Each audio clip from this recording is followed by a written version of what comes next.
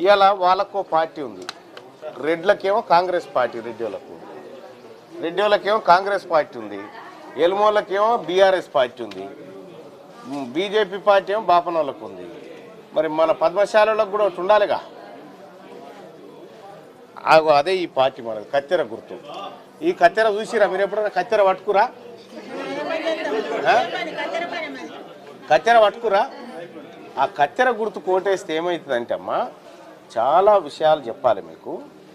వీళ్ళు ఏం చేసిరంటే ఈ రెడ్లు ఆ తర్వాత ఈ ఎల్మోలు కలిసి ఏం చేసిరంటే, మన సర్కారు బళ్ళకు పోయేది మన పేదోళ్ళ పిల్లలు పోతారుగా. పేదోళ్ళ పిల్లలు పోతే ఆ పేదోళ్ళ పిల్లలు 10వ తరగతి 9వ తరగతి అట్లున్నటువంటి బిడ్డలు, మన ఆడబిడ్డలే 10వ తరగతి వస్తే కొద్దిగా మెచ్యూర్డ్ అవుతారు, పెద్ద పిల్లలు అవుతారు కదా. అయితే వాళ్ళకు సర్కారు ఏం చేసిందంటే శానిటైజేషన్ ప్యాడ్స్ ఇచ్చింది. వాళ్ళకు శానిటరీ ప్యాడ్స్ ఇస్తే ఏం చేసిరంటే అమ్మా, 44 కోట్ల రూపాయలు శానిటరీ ప్యాడ్స్ కోసం ఇస్తే 40 కోట్ల రూపాయలు కేసీఆర్ కుటుంబం రేవంత్ రెడ్డి పంచుకొని తిన్నారు. ఏ పైసలు పంచుకొని తిన్నారో అర్థమవుతుందమ్మా? మన ఆడబిడ్డలకు బాత్రూములు కట్టిమని చెప్పి పైసలు ఇస్తే సర్కార్ స్కూళ్ళల్లో ఆ బాత్రూంల పైసలు 71 కోట్లు తిన్నారమ్మ వీళ్ళు.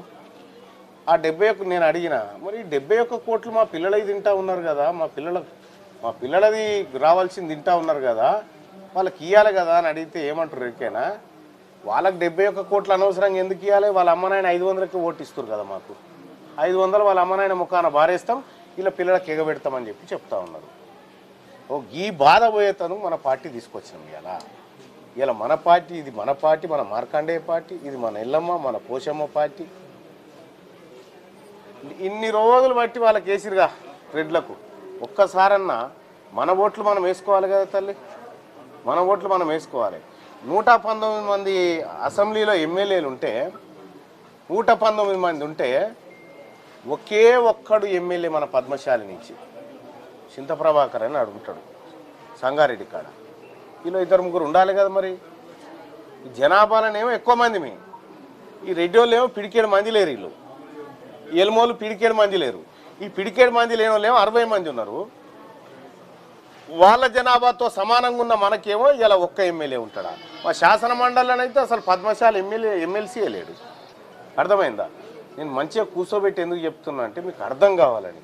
ఏదో ఓట్లు ఏరి అనామతం ఏరి అయిపోతుంది, మీకు మందు పోస్తాం, మీకు క్వార్టర్ సీసాలు ఇస్తామని చెప్పడానికి రాలే. ఇప్పుడు మన క్వార్టర్ సీసా కంటే మన ఆడబిడ్డ ఆత్మగౌరవం ముఖ్యం కదా స్కూల్లో. దానికోసం, అది కాపాడడం కోసం వచ్చినాం అన్నట్టు. సరేనా పెద్దమ్మా?